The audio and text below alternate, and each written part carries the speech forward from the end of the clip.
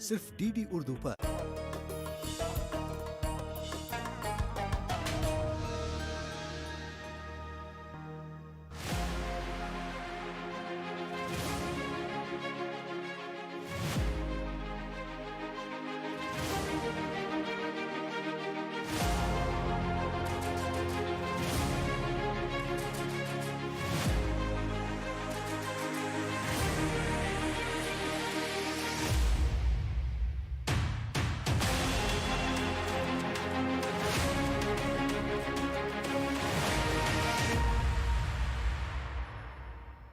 आदाब, मैं मीनाक्षी शोरान हाजिर हूं दुनिया भर की सोशियो पॉलिटिकल और इकोनॉमिक इश्यूज पर बेस्ड खास प्रोग्राम लेकर दुनिया मेरे आगे।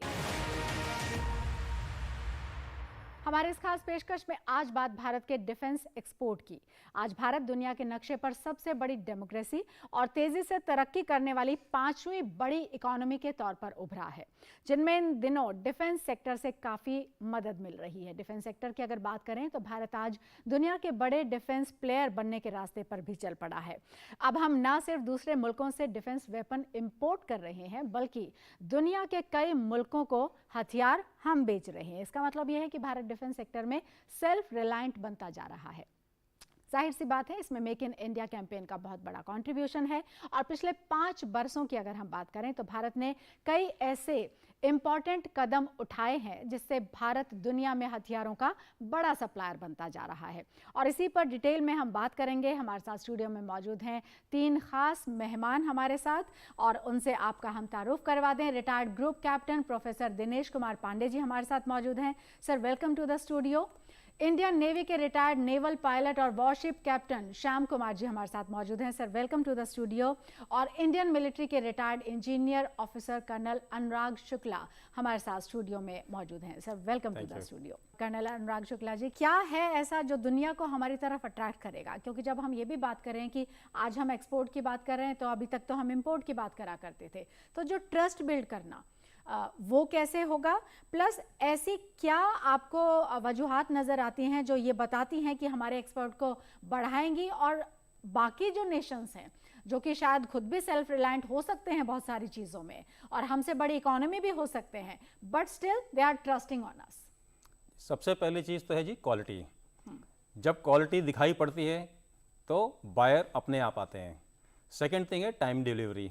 टाइमिंग डिलीवरी इसलिए पॉसिबल है कि सरकार की नीतियां इस तरह की हैं और डेवलपमेंट ऑफ इंफ्रास्ट्रक्चर इस तरह का है कि जिस तरह का टाइमलाइन हमें दिया जाएगा उसमें हम कामयाब रहेंगे डिलीवर करने के लिए। थर्ड है हमारा पॉलिटिकल न्यूट्रलिटी, यानी हम किसी भी पक्ष में नहीं हैं, तो किसी भी टाइमलाइन में कभी ऐसा नहीं होने वाला कि हम प्रॉमिस करने के बाद अपना प्रॉमिस तोड़ें और उनको सामान ना दें। तो ये 3-4 चीज़ों को मैं समझता हूँ कि जो हमारे बायर्स हैं बहुत सीरियसली लेंगे और आने वाले समय में ट्रस्ट करेंगे हमारी उच्चतम टेक्नोलॉजी का और हमारी जो क्वालिटी प्रोडक्शन है, और डेफिनेटली हमारा एक्सपोर्ट आगे बढ़ेगा। बिल्कुल बिल्कुल। और हम इसको हम एक तरह से सेकंड भी करते हैं और ये चाहते हैं, हम बहुत विलफुली भी और विशफुली भी ये चाहते हैं कि ऐसा होना ही चाहिए। लेकिन मैं आपसे श्याम कुमार जी थोड़ा सा, और क्योंकि हम टेक्नोलॉजी और बाकी सब चीज़ों की बात कर रहे हैं, तो हम ये भी जानते हैं कि अगर हम एयर डिफेंस की हमारी बात करें, एयरफोर्स की बात करें, वो अपने आप में कुछ ऐसे इक्विपमेंट्स, कुछ ऐसे लाइट कॉम्बैट एयरक्राफ्ट, कुछ ऐसी और टेक्नोलॉजी शायद वहाँ पर अपग्रेड करने की ज़रूरत है, और कुछ हद तक हुई भी हैं। तेजस का जैसे आपने जिक्र किया, और राफेल का हम जिस तरीके से जिक्र करते हैं, लेकिन इन दोनों में कितना फ़र्क है ये हम जानते हैं, तकनीक के हिसाब से नहीं, लेकिन जैसे हमने इंपोर्ट किया और उसके जो रिपरकशंस होते हैं, और जब हम तेजस की बात करते हैं तो किस तरीके से एक प्राइड का इशू आता है। तो इन सब इशू पर मैं चाहूँगी कि थोड़ा सा लाइट और आप डालें। जहाँ तक नेवल रिक्वायरमेंट्स की बात है, अभी भी हम वैसे मैजगॉन डॉक एक बहुत अच्छा काम कर रहा है, GRSC और गोवा शिपयार्ड लिमिटेड, और कमाल का काम किया है अभी हमारे कोचिन शिपयार्ड लिमिटेड ने, जिन्होंने INS विक्रांत देश को दिया है। तो इतने बड़े काम के मद्देनजर मैं ये कह सकता हूँ कि मैरीटाइम किसी भी देश का जो मैरीटाइम जो स्ट्रेंथ होता है वो वहाँ के शिप्स बनाने वाली क्षमता पे निर्भर करता है, पोर्ट्स एंड हार्बर्स पे निर्भर करता है, और उनकी ग्रोथ पे निर्भर करता है। भारत हमेशा से इस मामले में काफी आगे रहा है। हमारी जो मैरिटाइम स्ट्रेंथ पहले भी बहुत ही आगे रही है। हमने दूसरे देशों से हमेशा से व्यापार किया है, हमने अफ्रीका से और मिडिल ईस्ट से लगातार व्यापार किया, पुराने ज़माने में भी किया। हमारे शिप्स पहले भी इंडियन ओशन में अप्लाई करते रहे हैं और दूर दराज जाते रहे हैं। और जहाँ तक टेक्नोलॉजी की बात है तो मैं आपको कहूँ, मैजगॉन डॉक ने एयरक्राफ्ट कैरियर से लेके डिस्ट्रॉयर, फ्रिगेट्स से लेके छोटे छोटे जो हमारे लैंडिंग क्राफ्ट यूटिलिटी के शिप्स हैं जो गार्डन रीच में बनाए जा रहे हैं, वहां तक हमने सारे तरह के शिप्स हमने बना लिए हैं। फ्लीट टैंकर हो, एयरक्राफ्ट कैरियर हो, डिस्ट्रॉयर हो, फ्रिगेट हो। जहां तक सरफेस नेवी सबमरीन्स की बात करें तो अब हमने जो आरएफपी इशू किया है और मैं 6 सबमरीन चाहिए जो हमें कन्वेंशनल सबमरीन चाहिए, या हमने इससे ज्यादा क्या उदाहरण दे सकता हूं, जब प्राइम मिनिस्टर दूसरी बार भारत को वो एक नेवल शिप सौंपने गए थे, जब वो आईएनएस विक्रांत के लिए गए थे अभी 3 सितंबर को। जिसके पहले उन्होंने आईएनएस अरिहंत को विशाखापट्टनम में, जो न्यूक्लियर ट्रायड का एक हिस्सा है, और एसएसबीएन जो हमारा पहला न्यूक्लियर सबमरीन था जिससे हम न्यूक्लियर मिसाइल दाग सकते हैं। और ये हमारे देश के लिए सिर्फ 5 कंट्री है जो पूरे विश्व में जिनके पास ये कैपेबिलिटी है, जो कि किसी भी मिसाइल अटैक अगर हमको कभी ऐसा मौका मिले, नो फर्स्ट यूज पॉलिसी के साथ हमारी आईएनएस अरिहंत इसका उदाहरण है कि अगर दुश्मन ने हमारी तरफ नजर उठा के देखा और कोई हमारे पर न्यूक्लियर अटैक हुआ तो हम अपनी न्यूक्लियर जो ट्रायड का तीसरा हिस्सा जो सबमरीन है, जो एक जो खुफिया एक तरह से कहिए कि उसकी जो जगह और उसकी पकड़ किसी को पता नहीं लगती, वहां से हम अटैक करके पूरी तरह से इसका बदला लेके हम शायद उस देश को नेस्तनाबूद कर सकते हैं। तो एक बहुत बड़ी टेक्नोलॉजी है ये। और मैं राफेल और थोड़ी सी बात करना चाहूंगा तेजस की, तो उसमें एयरफोर्स वर्जन जो है ट्विन इंजन जो हमारा मार्क 2 बन रहा है, वो नेवल वर्जन में थोड़ी दिक्कतें आई। हालांकि हमने गोवा में शोर बेस्ड ट्रायल शुरू किए थे, इसके ऊपर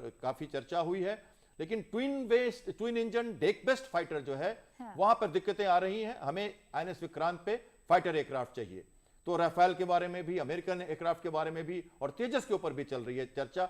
शायद अगर तेजस डेवलप्ड हो जाए, हमारी रिक्वायरमेंट्स को, क्यूआरस को फिट करे, तो शायद वही एयरक्राफ्ट आएगा, वरना वहां पे एक टेक्नोलॉजी की दिक्कतें आ रही हैं, पर हम मेरे ख्याल से ये भी बहुत जल्दी पूरी कर ली जाएंगी। ओके, और इसीलिए शायद मोटो जो है वो जयेम सम युधि स्पृधा जो है वो अपने आप में कहने के लिए काफ़ी है कि अगर अच्छा होगा कि आप हम पर अटैक ना करें, अगर करेंगे तो फिर हार कर ही जाएंगे। और ये हमारे जो तीनों एक्सपर्ट हैं जिनको आप सुन रहे हैं, उनका हर एक सेंटेंस आपको बताने के लिए काफ़ी है कि हाउ स्ट्रांग वी आर, और यही हमारी ताकत है। हर भारतवासी की, हर हिंदुस्तानी की ये ताकत है कि हम बिल्कुल गौरवान्वित हो सकते हैं, और प्राइड फील हर कोई हिंदुस्तानी करता है। और आपकी इन बातों के बाद आई एम श्योर वो प्राइड और वो जो स्ट्रेंथ है वो और ज़्यादा भी फील की जा सकेगी।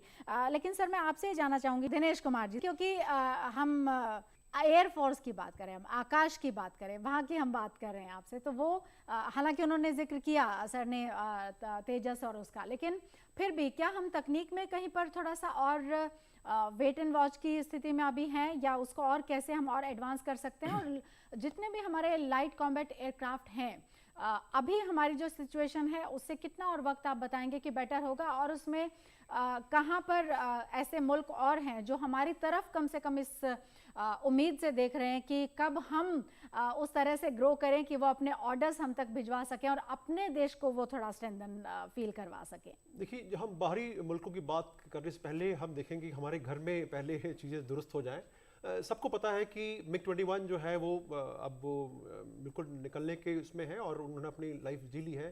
पीछे जो 6 स्क्वाड्रन हैं जगुआर के, उनकी भी जो है वो लाइफ खत्म होने वाली है। साथ में जो मिराज फ्लीट है वो भी अब जो है अपना जो उनका जो लाइफ का साइकिल है वो भी धीरे धीरे समाप्त हो रही है। तो भारतीय समय बहुत बड़ी चुनौती है, और स्पेशली कि जब हमारा जियो पॉलिटिक्स इस एरिया में, साउथ एशियन रीजन में थोड़ा सा डगमगाया हुआ है। हमें दोनों तरफ से, यानी कि पश्चिमी तरफ से भी और पूर्व की तरफ से भी, दोनों देश जो हैं वो हमें तिरछी नजर से देख रहे हैं। तो हमें तैयारी रखनी होगी 2 फ्रंट वॉर की, और 2 फ्रंट के लिए हमें कम से कम 42 स्क्वाड्रन चाहिए। अगर देखा जाए, हमें अगर वर्चस्व शामिल स्थापित करना है तो लगभग 50 से 57 स्क्वाड्रन की आवश्यकता होगी। लेकिन हम मिनिमम लेके जाते हैं कि 42 तो हों, लेकिन अभी 42 की संख्या में जाने के लिए समय लगेगा। हालांकि तेजस मार्क 1 के लिए 83 जहाज़ों का जो है ऑर्डर ऑलरेडी दे दिया गया है।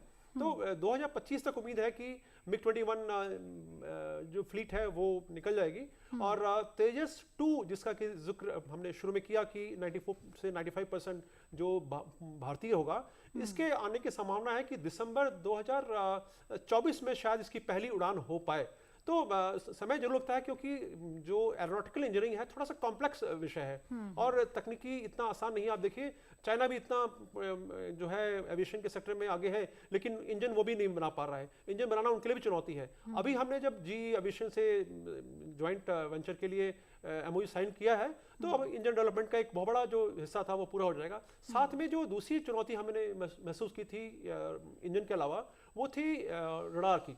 तो ऐसा रडार जो कि AESA जिसे बोलते हैं, वो ऐसे रडार की रिक्वायरमेंट थी जो कि हमें बाहर से मंगाना पड़ा। तेजस 1 में जो है वो बाहरी मंगाया हुआ जो है रडार है, और तेजस 2 में जो है भारतीय रडार होगा। तो ये कहा जाता है धीरे धीरे हम बढ़ रहे हैं। आकाश मिसाइल की बात, जहाँ तक आपने बात की सरफेस टू एयर मिसाइल, इसका जो है सफल परीक्षण किया गया। और ये देखिए दो चीज़ें होती हैं कि हम मारक क्षमता क्रिएट करें और साथ में उनका कंटिन्यूस फायर पावर भी होनी चाहिए। आपने एक बार मार दिया और उसके बाद आप शांत हो गए तो दुश्मन आपको मार सकता है कि भाई चलो इनका एक पहला जो उन्होंने अटैक किया उसको आप बेकार कर दीजिए, उसके बाद दूसरे में हम इनको अटैक कर देंगे। तो लगातार हमारी जो है मारक क्षमता होनी चाहिए, जिसे कहते हैं कि डिफेंस इन डेप्थ। तो डिफेंस एंड डेप्थ तो एक कॉन्सेप्ट है कि एक दुश्मन जब भारत में, अगर भारतीय वायु क्षेत्र में जब एंटर करता है, तब से गुस्से से लेकर और वो आगे जब तक पड़ता है, जब तक ध्वस्त नहीं कर दिया जाता है, उस पर एक के बाद अटैक होते रहे। तो इसलिए जरूरी है कि हमारा जो एयर डिफेंस सिस्टम है, वो एयर डिफेंस जो ऑर्गेनाइजेशन है वो भी स्ट्रांग हो। तो उसकी तरफ ध्यान दिया जा रहा है। साथ में ड्रोन के ऊपर भी बहुत चुस्ती से ध्यान दिया जा रहा है। रुस्तम 2 का जो ट्रायल्स भी जो है लगभग पूरे होने वाले हैं। तो ये इन क्षेत्रों में जब हम खुद अपना एक मुकाम हासिल कर लेंगे, तो निश्चित रूप से जो इसमें सफलता मिलने के बाद बाहरी जो मुल्क हैं जो देख रहे हैं, जैसे कि तेजस मार्क, देखिए तेजस मार्क 1 अभी पूर्णतः नहीं डेवलप हो पाया है, अभी भी पूरा डेवलप हो रहा है। जैसे मैंने पहले बताया कि 50% से अभी हम 75% की तरफ आ गए हैं उसमें इंडिजिनस एलिमेंट पर। लेकिन इसके बीच में ही मलेशिया से हमारे पास आया कि उसकी रिक्वायरमेंट है, और बाकी मुल्क भी जो है, वियतनाम है और इंडोनेशिया है, मलेशिया है, ये सब मुल्क हमारी तरफ देख रहे हैं बहुत ही इच्छा से कि कहीं जल्दी से जल्दी हम प्रोड्यूस करें और उनको दें। मुख्य कारण क्या है? एक तो क्वालिटी, दूसरा हम समय का पालन करते हैं, जो हमें टारगेट्स दिए गए हैं कि हमने जो समय दिया है उसके देना। तीसरा जो है कीमत। वर्ल्ड मार्केट में इतना ज़्यादा, जो सिप्री आपने नाम सुना होगा, Stockholm International Peace Research Institution है, उन्होंने कहा कि पिछले वर्षों में 2 ट्रिलियन का मार्केट हुआ है पिछले वर्ष साजो सामान का। इसका मतलब आगे और ये बढ़ेगा। तो भारतीय रिक्वायरमेंट भी जो है, क्योंकि टेक्नोलॉजी जो बढ़ेगी तो हथियार बनाने के लिए भी हमें आगे बढ़ना होगा। तो ये निश्चित रूप से एक कंटिन्यूस प्रोसेस होगा और चुनौतीपूर्ण है, क्योंकि एरोनॉटिकल इंजीनियरिंग इतना सिंपल नहीं है। आपको इसमें साजो सामान बनाने के बाद उनको कंफर्टेबल बनाना, उसको इस लायक बनाना कि वो लंबे समय तक आपका साथ दें। तो एक मेंटेनेंस बैकअप भी आपको तैयार करना होगा। तो ये अपने आप में पूरा पैकेज है, जिसके लिए आवश्यकता होगी कि हम पूरा उसको एनालाइज करें, उसको डिजाइन करें और उसके बाद फिर इंप्लीमेंट करें। इंप्लीमेंट करने के बाद हमें देखना होगा कि वो उसमें क्या क्या रिक्वायरमेंट है, जिसे कहते हैं कि रिव्यू करना। रिव्यू करने के बाद उसमें उसको रिवाइज करना और फिर रिवैलिडेट करना। तो ये कंटिन्यूअस प्रोसेस है और सभी मुल्क करते हैं, ऐसा नहीं कि हम ही करें। तो तभी हम ढंग से और अपने पूर्णतः लक्ष्य की तरफ प्राप्त कर पाएंगे। बिल्कुल, और हम कोशिश तो कर ही रहे हैं और बेहतरीन कोशिश कर रहे हैं एक तरीके से, अगर हम देखें, क्योंकि वर्ल्ड ऑर्डर बदल रहा है, जियोपॉलिटिकल जो सिस्टम है उसमें भी हम चेंज देख रहे हैं। और जैसा सर ने खुद भी जिक्र किया कि जो डिफेंस का या एमिशन का जो पूरा मार्केट है, उसमें एक जिस तरह की ग्रोथ है, तो हम क्यों नहीं वहाँ पर, हमें भी उतनी ही मजबूती से होना चाहिए। जब हम 5 ट्रिलियन इकोनॉमी की अनुराग शुक्ला जी बात कर रहे हैं, तो ये हमारे लिए बहुत इंपॉर्टेंट है। और देखिए कितनी सारी चीज़ें, जो मिसाइल्स हैं हमारी, उसमें हम कितना अच्छा कर रहे हैं ऑलरेडी भी, और वहाँ पर अपग्रेडेशन का और ज़्यादा बेहतर करने का हमारे पास मौका भी है। वो चाहे अग्नि मिसाइल हो, ब्रह्मोस हो, पिनाका जिसकी हम अभी बात कर रहे हैं, आर्मेनिया के साथ जो हमारा डील हुआ, और उसमें भी जो अपग्रेडेशन हुआ है, उसकी मारक क्षमता भी जो बढ़ रही है। और अलावा इसके रॉकेट्स हैं, उसमें हमारा जो एक स्ट्रेंथ है वो अपने आप में बहुत इंपॉर्टेंट है। तो ये इस सेक्टर में आप इसको कैसे डिफाइन करते हैं, और क्या वास्तव में ये हमारी उतनी बड़ी ताकत के तौर पर हम उभर रहे हैं कि yes, now world is looking at us? बिल्कुल ठीक। जो चीज़ें हम लोग अगर पिछले 70 साल से देखें, 70 साल से जो हम दूसरे देशों पे निर्भर थे, मैं एग्जांपल स्टार्ट करूंगा पिनाका से ही। पिनाका जब हम अपना इंडिजिनियस हमारा रॉकेट सिस्टम शुरू हुआ तो उसकी इक्विवेलेंस हमारे पास कुछ नहीं था। फर्स्ट जो पिनाका सिस्टम आया था वो 39 किलोमीटर तक मारता है, और जो ER यानी एक्सटेंडेड रेंज वाला जो नई रॉकेट्स आए हैं ये 90 किलोमीटर पे पहुंच रहे हैं। इसके अलावा मैं दूसरी बात करूंगा, जैसे टैंक्स की बात करें, हमारे टैंक्स अभी तक अर्जुन के आने से पहले सारे के सारे पुराने टैंक्स हमारे रशियन डिपेंडेंट हैं और रशिया से इंपोर्ट किए गए हैं। हमारे पास उनका रख रखाव के लिए स्पेयर पार्ट्स की कमी होती थी और उनकी टेक्नोलॉजी हमारे पास नहीं होती थी। तो आज हम इस स्टेज पे आ गए हैं कि ना केवल हमारा अर्जुन अपना खुद का इंडिजीनियस टैंक है, बल्कि इसके अलावा एक्सटेंडेड एडवांस वर्जन टैंक्स के बनने जा रहे हैं।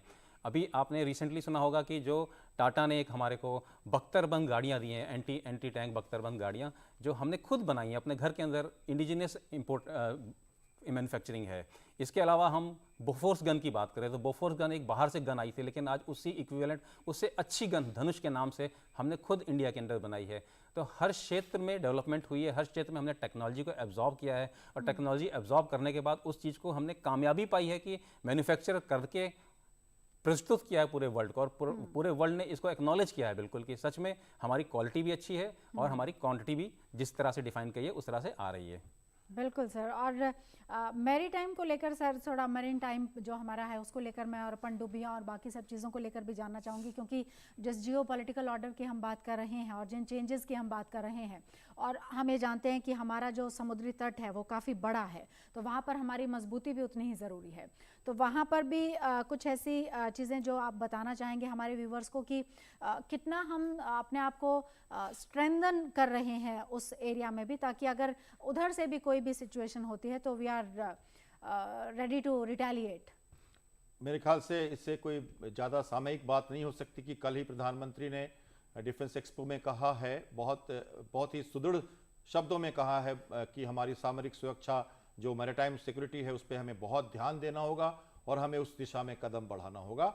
और मेरे ख्याल से INS विक्रांत की जो बात मैंने की पहले, तो वो इसका बहरा अच्छा उदाहरण है, और हमने उसे देश को सौंप दिया है, उसकी ट्रायल्स चल रही है और एविएशन की जो इंटीग्रेशन है वो अभी हो रही है। कुछ ही दिनों में उसे हमारे बेड़े में शामिल कर लिया जाएगा और उसी दिशा में हम 65,000 टन का, उससे भी बड़ा, करीब 1.5 गुना बड़ा हवाई एयरक्राफ्ट कैरियर हम बनाने की कोशिश में है, जिसे INS विशाल के रूप में जाना जा सकता है। और इस 3 INS विक्रमादित्य जो वो भी करीब 80% 90% जो है वो नया करके हमें दिया गया था, और विक्रांत में तो करीब 70-80% से ज़्यादा हमारे इंडिजिनियस पार्ट्स लगे हैं। तो जहाँ तक एक शिप्स डिज़ाइन की बात है, हमने बताया हमारे जो शिपयार्ड्स हैं, शिप बिल्डिंग यार्ड्स हैं, वो बहुत अच्छा काम कर रहे हैं, और टाइमलाइन और प्रेशर के कारण, थ्रस्ट के कारण स्वावलंबन भारत जो हमारा नारा है, दी 75 ईयर्स ऑफ इंडिया, एंड जो हमारा थीम है गाइड टू पाथ, जो हमारा जो इस बार का थीम भी है, जिस तरह से हम कह रहे हैं DRDO डेवलपमेंट एंड डिजाइन, ये 3D के साथ ये डिफेंस एक्सपो चल रहा है। तो ये सब इस तरफ इंडिकेट करता है कि हम अपनी डिफेंस की कैपेबिलिटी को बहुत बढ़ा रहे हैं। सबमरीन के बारे में थोड़ी दिक्कतें आ रही हैं, हमें 6 सबमरीन की जरूरत है, क्योंकि हमारे पास देखिए भारत का Hind Mahasagar, Arabian Sea, Bay of Bengal बहुत बड़ा क्षेत्र है, और इसमें घुसपैठ हो रही है लगातार। हम क्वाड बना रहे हैं, जापान, ऑस्ट्रेलिया और अमेरिका के साथ मिलके हम एक काउंटर थ्रेट देना चाहते हैं चाइना को, तो उनके शिप्स को हम सबमरीन्स की मूवमेंट को रोकना चाहते हैं। हम हमेशा से करते आ रहे हैं, सर्वेलेंस बहुत जरूरी है, और इतना बड़ा विशाल एक्सक्लूसिव इकोनॉमिक जोन जो भारत का है, जिसमें जो हमारी एक तरह से धरती का एक्सटेंशन है, जितना भारत बड़ा है करीब उससे थोड़ा ही कम हमारा एक्सक्लूसिव इकोनॉमिक जोन है, जो 400 किलोमीटर 380 किलोमीटर तक दूर हमारे कोस्ट लाइन से फैला हुआ है। 7,000 किलोमीटर की हमारी कोस्ट लाइन है। अंडमान निकोबार द्वीप है, हमारे पास लक्षद्वीप है, जिनकी सुरक्षा की जरूरत है। इन पर हमारा अधिकार रहना चाहिए, हमारी प्रेजेंस रहनी चाहिए। ऑयल एक्सप्लोरेशन, जो हमारी ऑफशोर ऑयल एक्सप्लोरेशन से जहां तेल निकालना चाहते हैं, और अनुसंधान की बात की है 15 अगस्त को हमारे प्रधानमंत्री ने, अनुसंधान करेंगे, तेल बहुत है हमारे पास पर हम अनुसंधान नहीं कर पा रहे, तो अनुसंधान करेंगे, समुद्र में जाएंगे तो इनकी सुरक्षा की जरूरत पड़ेगी। तो इस सब को देखते हुए नेवी और मैरीटाइम फोर्सेस, जिसमें हमारी मर्केंटाइल भी आती है, पोर्ट शिप्स और हार्बर भी आते हैं, शिप बिल्डिंग कैपेबिलिटीज भी आती है, इन सब को हमें सुनिश्चित करना पड़ेगा। सबमरीन की जरूरत हो रही है, दिक्कतें आ रही हैं, हमें सबमरीन चाहिए जो न्यूक्लियर पावर्ड सबमरीन हो इंजन के हिसाब से, वो हमारे पास अभी नहीं है, उसकी दिशा में काम चल रहा है।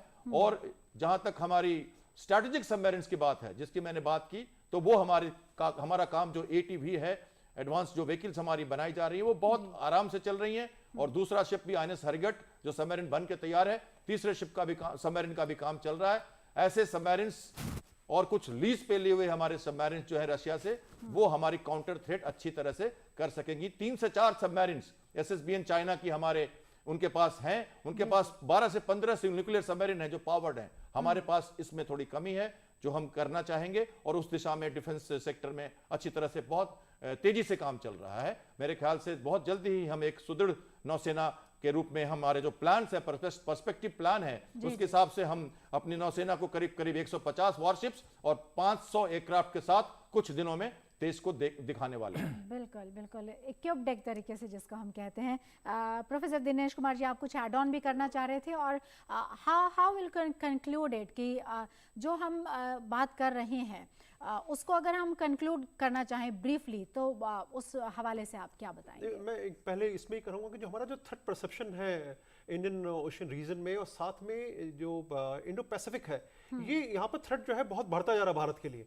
और जो स्ट्रेटेजिक जियो स्ट्रेटजी हमें वहाँ पर बदलनी होगी, जैसा कि बहुत अच्छे तरीके से कवर किया उन्होंने कि रिक्वायरमेंट जो हमारी जो है बहुत मल्टी डायमेंशनल है, और हमको उस पर ध्यान, अभी हमने शुरुआत की है निश्चित रूप से, और इस पर युद्ध स्तर पर काम करना होगा। क्योंकि पाकिस्तान और चाइना, आपने CPEC का नाम सुना होगा, चाइना पाकिस्तान इकोनॉमिक कॉरिडोर, ये अगर बन जाता है तो उसके बाद हमारी जो ऑयल रिक्वायरमेंट है, एनर्जी रिक्वायरमेंट है ईरान के थ्रू, जो हमारी पाइपलाइन की बात आपने सुनी होगी, वो आना है। तो वहाँ पर पोर्ट बन रहा है, ग्वादार में पोर्ट बन रहा है, जीवानी एक जगह है जहाँ पर कि चाइना पाकिस्तान की मदद से एक पोर्ट बना रहा है। तो उस क्षेत्र में भी काफ़ी थ्रेट जो है डेवलप होने की चांसेस है। अगर हमने वहाँ पर ढिलाई बरती और कंप्रोमाइज़ किया तो निश्चित रूप से आगे वाले दिनों में हमारे लिए बहुत मुश्किल जाएगा हैंडल करना। और इंडो पैसिफिक में जैसा मैंने कहा कि चाइना की जो विस्तारवादी नीति है, ये पूरे विश्व के लिए एक चिंता का विषय है। तो उस तरफ भी हमको ध्यान देना होगा कि किस प्रकार से हम, हालांकि हमने मालाबार एक्सरसाइज किया और हमने अपने बीच में जो हमारे बीच में जो सामंजस्य होना चाहिए देशों बीच में, उसको पाने का प्रयास किया, लेकिन इसको निरंतर बनाए रखना होगा, और वो सभी रिसोर्सेज हमें मुहैया कराने होंगे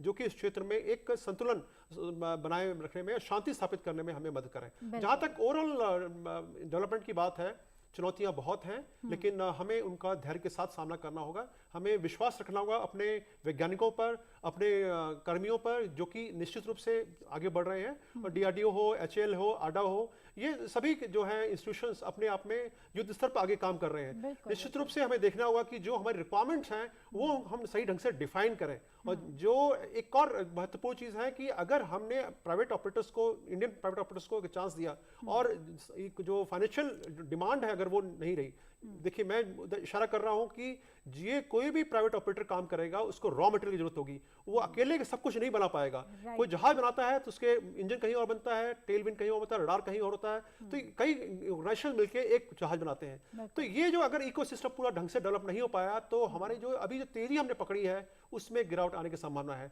तो हमें एक कॉम्पिटिटिव मार्केट क्रिएट करना होगा हमारे खुद के ऑपरेटर्स के लिए, जैसे कि भारतीय वायुसेना ने तेजस मार्क 2 के लिए ऑलरेडी 2 स्क्वाड्रन का उनको ऑर्डर दे दिया है। उनको कि आप जानते हैं कि हाँ, हम जब डेवलपमेंट कर रहे हैं, पैसा जो हम जो इन्वेस्ट कर रहे हैं वो आगे काम आएगा। तो एक माहौल जो अगर हमने बना दिया तो निश्चित रूप से जो हमारे प्राइवेट ऑपरेटर्स प्रतीक्षा कर रहे थे इस देश में कि हम वो कर सकें, वो और मुस्तैदी के साथ आगे आएंगे, और निश्चित रूप से हम पूरे देशवासियों को गौरवान्वित करेंगे। बिल्कुल बिल्कुल, और हमेशा से हमारा जो डिफेंस है वो हमें गौरवान्वित करता आया है। और आज की जो बातचीत हुई है हमारे तीनों ही एस्टीम्ड गेस्ट के साथ में, वो भी इसी तरफ इशारा कर रही है कि we are on right track, और बहुत जल्द हम जो 5 ट्रिलियन इकोनॉमी की बात कर रहे हैं उसमें इस सेक्टर का, यानी डिफेंस सेक्टर का भी बहुत बड़ा रोल हम आगे उसमें देखने वाले हैं। आप तीनों का ही बहुत बहुत शुक्रिया, आप वक्त निकाल कर स्टूडियो में आए और इतने इम्पॉर्टेंट टॉपिक पर हमसे आपने बात की, और हमसे बात करके हमारे व्यूअर्स तक जो आपकी बातचीत पहुंची है, that is very important to every citizen of India. Thank you so much. हमारी आज की इस खास पेशकश में फ़िलहाल के लिए इतना ही। हमारा प्रोग्राम आपको कैसा लगा, इस पर आप अपनी राय हम तक ज़रूर भेजें। हमारा ईमेल ID हम आपको बता देते हैं, ddurduspecials@gmail.com। इसी के साथ हमारी पूरी टीम को इजाज़त दीजिए। आदाब।